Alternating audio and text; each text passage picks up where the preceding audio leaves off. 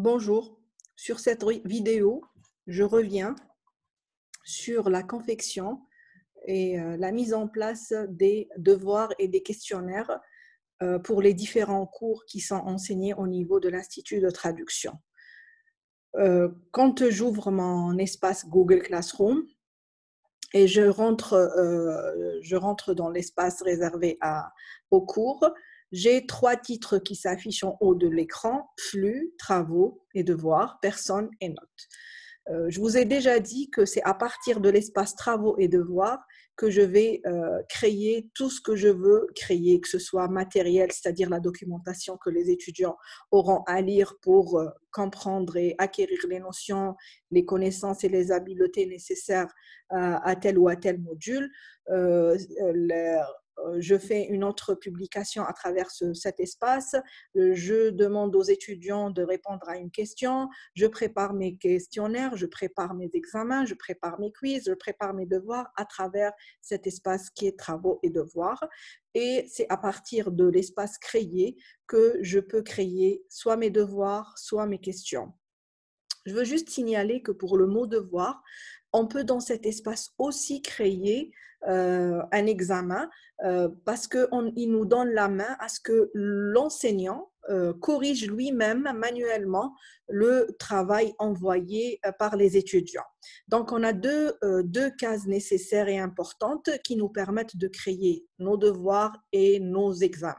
Je vais commencer par la première case. C'est vrai que c'est intitulé devoir, mais je peux soit demander des devoirs, soit uploader, c'est-à-dire télécharger des examens auxquels les étudiants auront à répondre, et je vais vous montrer comment.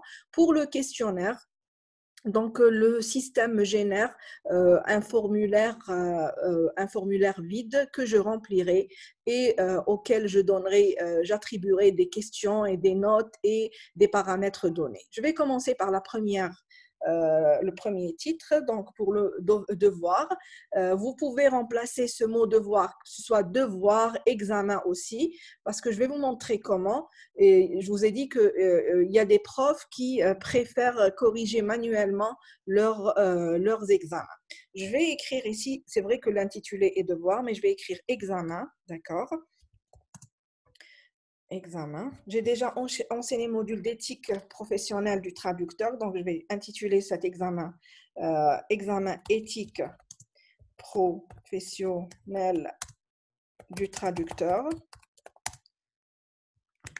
Donc, il y a l'accent qui manque, professionnel, il y a une petite erreur, du traducteur.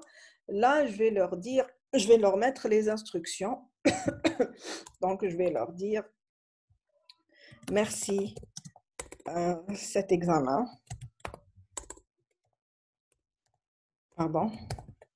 Cet examen est obligatoire et dure 2h30. D'accord. Là, j'ai écrit mon instruction. Bien sûr, de préférence, il est préférable d'écrire des instructions très précises, claires et nettes et concises. Maintenant, qu'est-ce que je vais faire? J'ai deux options. Soit je crée, soit j'ajoute. Donc, pour l'examen, ici dans cette partie, j'ai dit que c'est examen. Mon examen est préalablement créé et je l'ai déjà utilisé dans un autre module. Donc, qu'est-ce que je vais faire? J'ai deux options. Soit je vais le ramener de Google Drive, parce que je l'ai déjà créé, donc il est automatiquement créé sur Google Drive. Il faut que je vous dise que tout ce que vous créez sur votre espace Classroom, il est automatiquement enregistré sur votre espace Drive. Il faut vraiment profiter de cette option qui est vraiment, qui vous fait gagner énormément de temps par rapport à l'élaboration d'examens futurs ou de devoirs futurs. Maintenant, soit je le ramène du fichier, c'est-à-dire je clique fichier, je le ramène de mon ordinateur, soit je le ramène de Google Drive. Moi, j'ai l'habitude de travailler avec les deux et je trouve que Google Drive est très pratique par rapport au choix des documents à collecter. Donc, je vais choisir l'examen. Donc, j'ai un examen préétabli que j'avais déjà préparé et je vais mettre ajouter. D'accord? Donc, ici, j'ai ajouté mon examen. Je vais cliquer sur consultable. Donc, on a 3 choix qui s'affichent. Je vais choisir faire une copie pour chaque élève, d'accord? Et là, qu'est-ce que je dois faire? Donc, j'ai établi mon questionnaire, mon examen. Il est préalablement préparé avec les questions, avec le barème, avec les notes attribuées à chaque question. Il faut que je sois vraiment précise pour éviter n'importe quel quiproquo ou problème avec les étudiants. Là, la note attribuée, j'ai attribué 40 points. C'est l'examen final, donc je lui ai attribué 40 points. Là, je vais délimiter parce que je leur ai dit que c'est 2h30. Donc, je vais délimiter déjà la date. Je vais mettre celle d'aujourd'hui parce que je suis en train de vous expliquer. Il est, par exemple, ils vont commencer, donc ils doivent me remettre, on va dire, à 22h. À 22h, pardon. À 23h, on va dire, à 23h. D'accord. Donc, je dois, toutes les options ici, je dois vérifier si elles sont bien réglées ou pas. Donc, j'ai délimité la date, celle d'aujourd'hui, à 23h, et j'ai dit que l'examen, je vais dire que l'examen est d'une demi-heure, dure une demi-heure, 30 minutes, je vais préciser, je vais changer le 30 minutes. D'accord. Et là, je vais cliquer sur les autres fonctionnalités ou les paramètres. Donc, je vais attribuer donc, cet examen. S'il va tester toutes les connaissances relatives aux 5 semaines, par exemple, je vais créer un thème et je vais écrire examen final et je vais le mettre dans l'examen final. Donc, je vais le mettre dans semaine 5, alors que ça mesure toutes les connaissances et les habiletés apprises. Et là, je vais voir mes paramètres. Il faut faire attention ici. Par défaut, tous les étudiants sont sélectionnés. Si je veux, par exemple, sélectionner un seul étudiant, donc je clique ici et je vais sélectionner parce que c'est un test, ce n'est pas un vrai examen. Et du coup, je vais sélectionner un seul étudiant pour tester avec lui. Dans les fonctionnalités aussi, dans les paramètres ici, avant de publier, je dois programmer. J'ai dit 30 minutes, d'accord? Donc là, je dois changer la date, on est le 21, et j'ai dit à 23h la remise. Donc là, ils doivent commencer à 22h30. Donc l'examen ne sera disponible qu'à partir de 22h30 et ils auront 30 minutes pour répondre. Ils auront 30 minutes pour répondre. Je vais revoir juste la programmation. Donc, c'est le 22. Donc, je choisis le 21. OK, c'est bon. Il y a un problème. Attendez, je vais revenir à ma date. Donc, c'est le 21 avril, 23h. D'accord. Donc, ici, je vérifie le programme. Donc, c'est 21. On est le 21. Je choisis ici 22h30.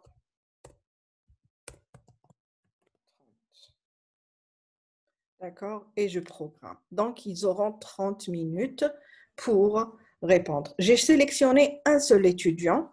Donc, je vais voir ici. Donc, ce n'est pas encore, c'est grisé, ce n'est pas encore disponible pour l'étudiant. Une fois 22h30 est là, l'étudiant pourra accéder. Bien sûr, ils seront déjà informés. Donc, dans cet espace, je vais leur dire, chers étudiants, vous avez un examen de 30 minutes sur tel ou tel ou tel, et merci de respecter les consignes et tout ça.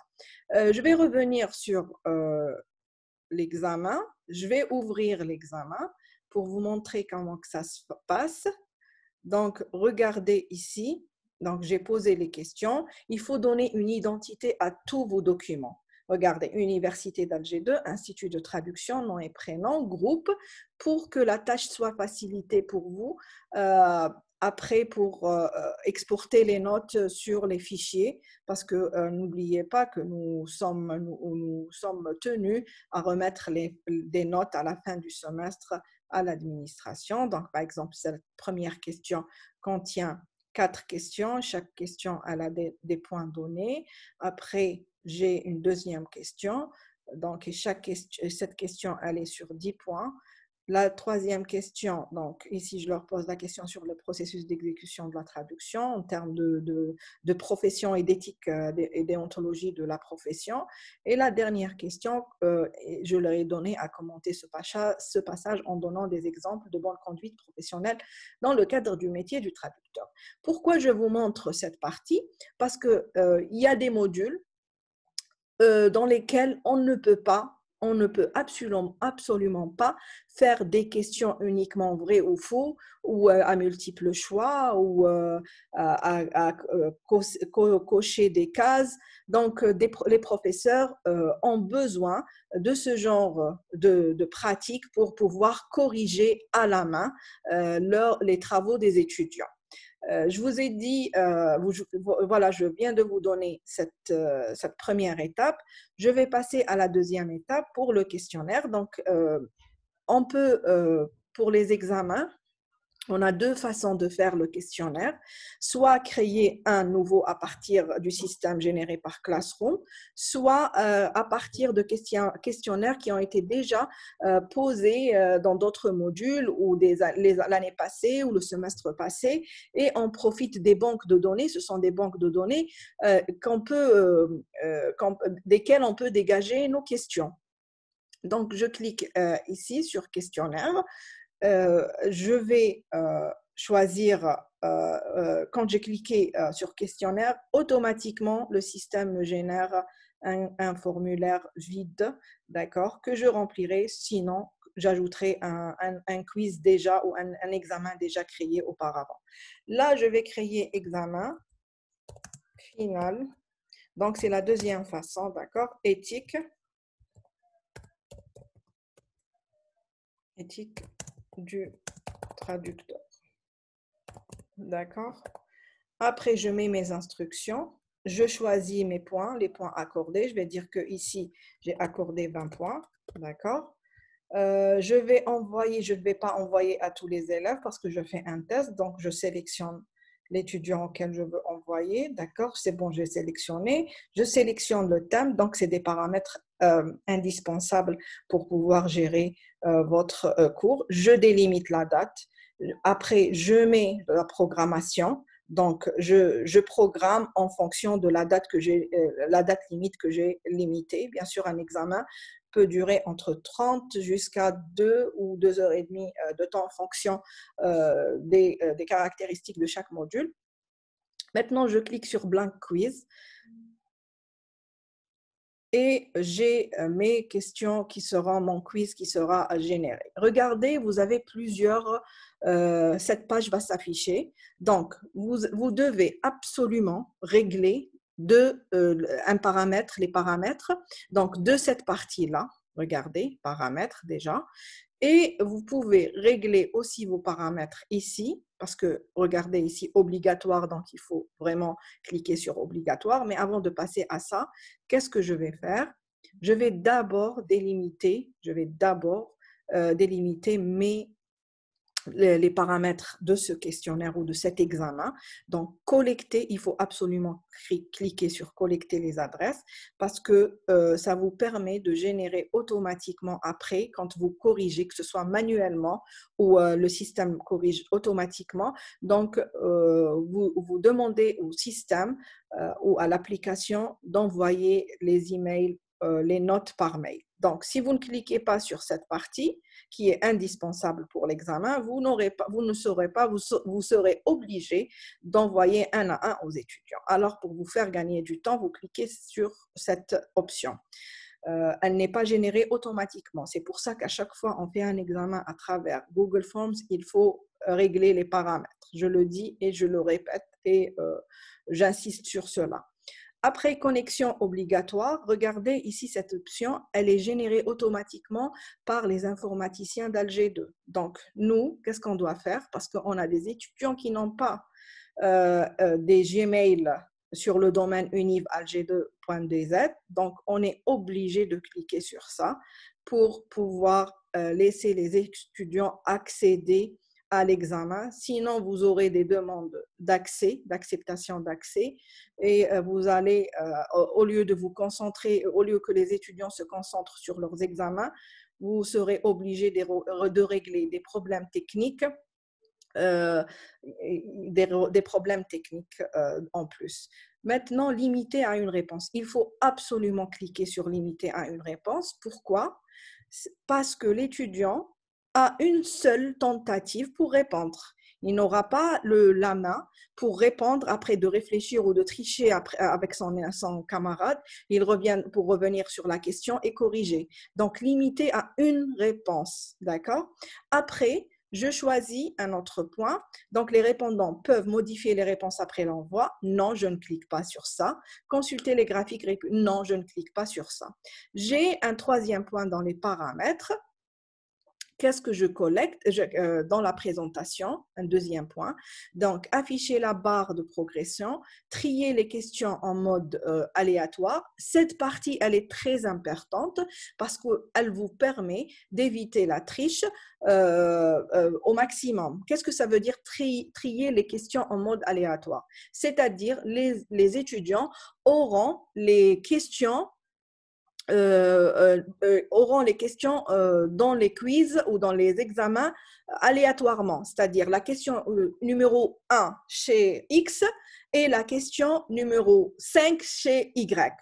Et je trouve que c'est une très bonne idée générée par le système. Donc, je vous recommande de travailler cette partie, de cliquer dessus. Sinon, vous pouvez ne pas cliquer. Donc, je vais mettre trier les questions en mode aléatoire. Après, si vous voulez envoyer ici un message de confirmation de confirmation de réception de réponse, vous pouvez écrire cette phrase. Après, pour les questionnaires, qu'est-ce que je choisis? Donc là, on a publié la note. On a deux choix. Immédiatement après chaque envoi, plus tard après examen manuel. Donc, il y a des profs qui vont choisir immédiatement après chaque envoi. S'ils posent des questions à choix multiples, ou vrai ou faux, ou à liste déroulante. Mais par exemple, si vous avez des questions qui nécessitent ou qui exigent une réponse courte, vous ne pouvez pas envoyer immédiatement après chaque envoi parce que si vous donnez au système une phrase et si l'étudiant, par exemple, oublie de mettre une majuscule et vous, dans votre réponse, vous avez mis une majuscule, le système va compter la phrase comme erronée. Donc, cette première option, on l'a choisie quand on pose des questions directes et dont les réponses sont connues, c'est-à-dire, par exemple, le soleil se lève de l'Est, par exemple. Oui ou non? Donc, la réponse, elle est claire ici, oui. D'accord? Des réponses vraiment qui sont bien claires et qui ne nécessitent pas de plusieurs interprétations.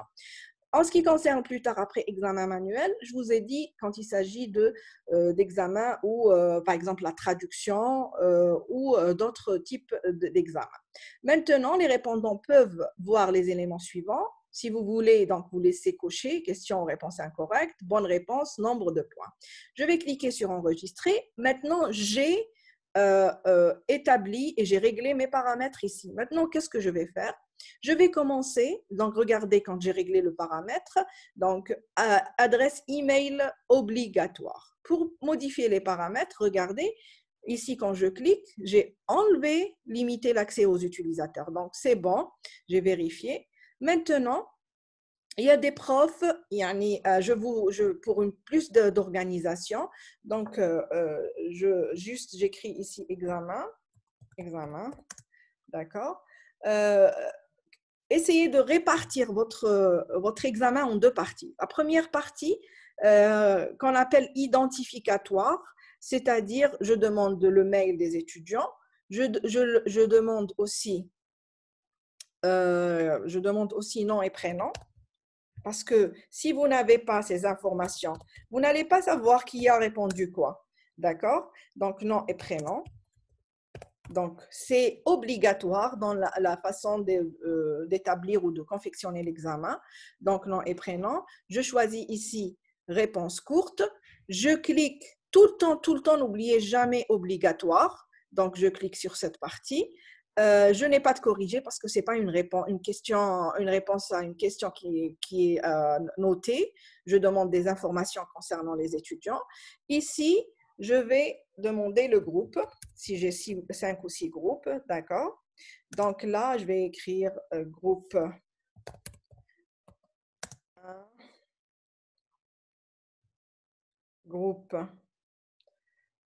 groupe 2. Je vais dire que j'ai deux groupes, donc c'est une question à choix multiple. Donc celui qui est en groupe 1, il va cliquer sur 1, celui qui est en groupe 2 va cliquer sur groupe 2. Après, je clique ici pour obligatoire. J'ai oublié de vous parler de cette partie horizontale. Donc cette partie, donc on a ajouté une question. Si je veux ajouter des questions, on a importé des questions. Donc j'ai déjà préalablement proposer des questions et je veux les importer. Donc, je les importe si je clique ici. Donc, j'ai le Google Drive, les formulaires créés sur Google Drive. Et là, je clique sur ajouter un titre si je veux ajouter un titre, ajouter une image. Par exemple, pour ceux qui veulent demander une expression écrite sur une image ou sur une vidéo. Donc, ajouter une vidéo. Et là, ajouter une section. Comme je vous ai dit, je divise mon examen en 2 sections. Première section relative aux questions identificatoires, c'est-à-dire nom, prénom, email et groupe. Deuxième section, c'est la partie examen. Voilà, elle est générée comme ça. Et je vais leur dire, je vais commencer à leur poser les questions. Donc, j'écris mes questions une à une et je choisis les paramètres qui se sont affichés dans cette partie. Regardez, je vous montre. Donc, on a besoin dans cette liste, soit vous choisissez réponse courte, soit paragraphe, choix multiple, case à cocher, liste déroulante. La différence entre case à cocher et choix multiple, c'est que pour la case à cocher, il y a plusieurs réponses à choisir. C'est-à-dire, il n'y a pas uniquement une seule réponse à donner, mais plusieurs réponses à la fois. Donc, il faut faire attention. Est-ce que j'ai besoin que l'étudiant me donne une seule réponse ou me donne plusieurs? Donc, si je veux une seule réponse, c'est choix multiple. Si je veux plusieurs réponses, c'est case à cocher. Bien sûr, ce genre d'examen nécessite une réflexion profonde pour établir des examens qui puissent être à la hauteur d'un système universitaire. C'est pour ça que dans dans ces moments de confinement, on nous propose 2 façons de faire, soit challenging questions, soit open book exam. Open book exam, c'est-à-dire vous avez toutes les informations et allez montrez-moi comment vous allez trouver des solutions à ces questions ou comment vous réfléchissez et comment vous essayez de donner des réponses qui sont intelligentes. Donc, cette façon de faire des examens nécessite vraiment un travail profond de la part du professeur. Donc, je vais aussi ici donner un titre pour que ça s'affiche après sur le nom d'un titre. D'accord. Je l'ai intitulé tout à l'heure examen éthique du traducteur.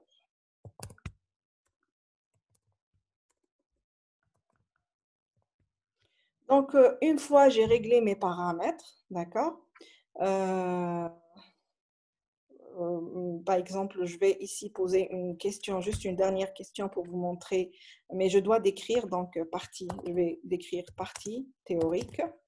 Donc, les étudiants sont au courant que cette partie, elle est reliée, les questions de cette partie sont reliées à la partie théorique du cours. Donc, je vais ajouter une question donc, à cette partie théorique. Si j'ai une description, je l'ajoute. Et là, je commence à poser mes questions. Par exemple, c'est quoi la norme ISO en traduction? D'accord? Je vais écrire n'importe quoi, norme d'éthique, par exemple, norme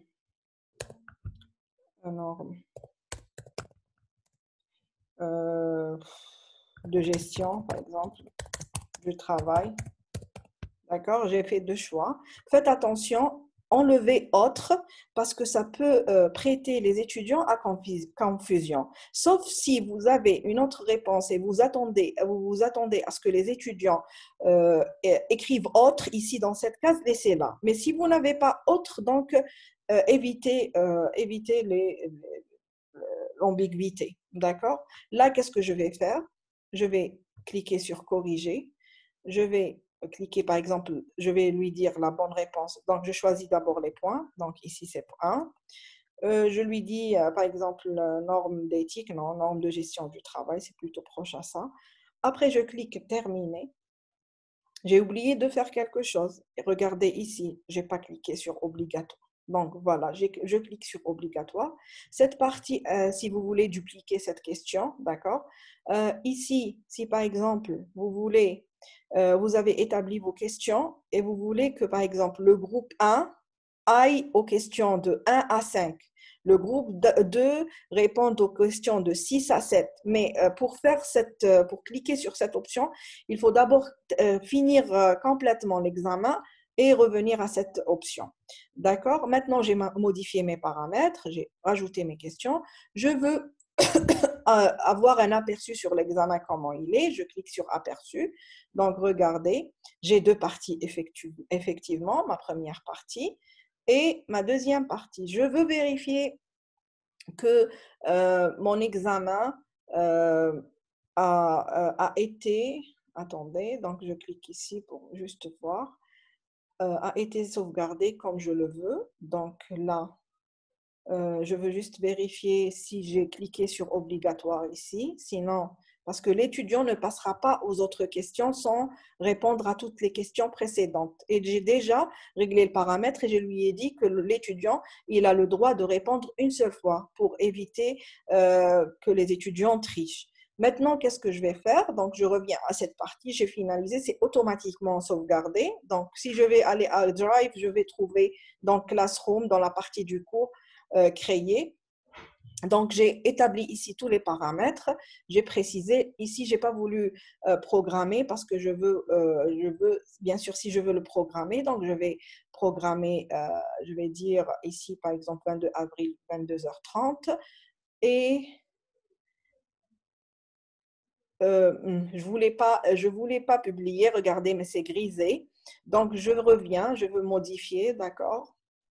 Je voulais modifier ici, donc je modifie, donc c'est le 22, d'accord? Mais je précise la date. J'ai dit 22 heures, donc pour quand j'ai programmé, je leur ai dit ça commence à 22h30. Donc je leur dis à 23h30, pardon, 23h, 23h, pardon, 30.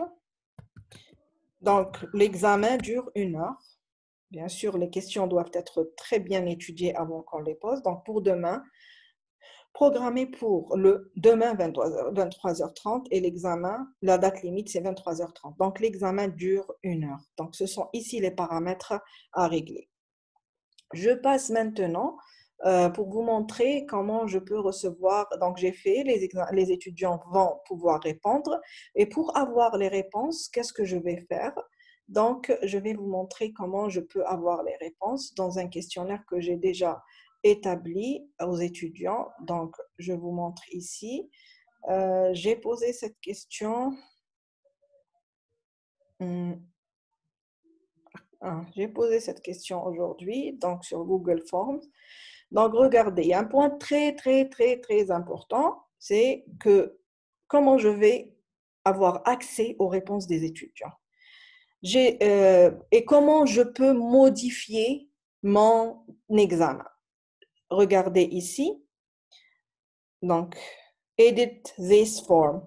Donc, quand je clique dans cette partie en bas de l'écran, c'est par cet espace-là, sur cette icône-là, que je peux corriger je peux revoir mon examen, modifier, reposer d'autres questions et je peux de cette partie, quand je clique cette partie, voir les réponses. Donc, je clique.